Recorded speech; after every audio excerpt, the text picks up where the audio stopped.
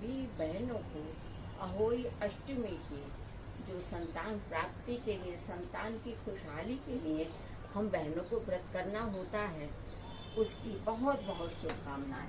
माँ अहोई माता सब पर कृपा बनाए रखें। ये देखिए, ये दोपहर में अहोई का कैलेंडर लगाया जाता है।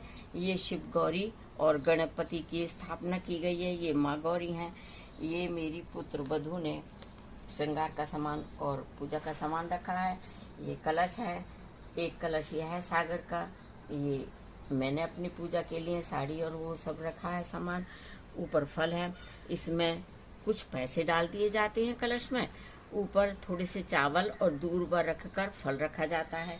फिर हमको कहानी कहनी होती है और दीपक जलाकर फिर शाम को अठावरी बनाई जाती है, हलवा बनाया जाता है, खीर बनाई जाती है। माँ अहोई माता को भोग लगाकर फिर सारों को जल देकर अपने व्रत का पारण करना होता है। तो आइए शुरू करते हैं गणेश भगवान की कहानी। एक बुढ़िया थी, उसका एक बेटा और बहू थी। वे बहुत गरीब थी। बुढ़िया माई हर रोज गणेश जी की पूजा करती थी। गणेश जी हर रोज बुढ़िया से कहते, बुढ़िया माई कुछ मांग ले। बुढ़िया कहती, मैं क्या मांगू? तो गणेश जी बोले, अपने बेटे से पूछ ले। तो बेटा बोला, माँ धन मांग ले। बहू से पूछने लगी तो बोली, सासू पोता मांग ले। और बुढ़िया ने सोचा कि इन सब के मतलब की मांग रहे हैं, तो तुम पड़ोसन से जाकर पूछो।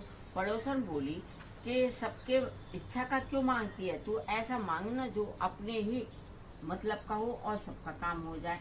उसकी समझ में आई।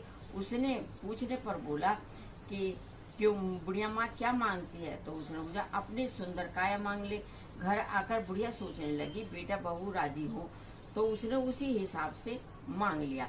कुछ मांग बुढ़िया ने कहा, सुंदर काया दे, सोने के कटोरे में पोते को दूध पीता देखो, अमर सुहाग दे, निरोगी काया दे, भाई दे, भतीजे दे, सारा परिवार दे, सुख दे, मोक्ष दे।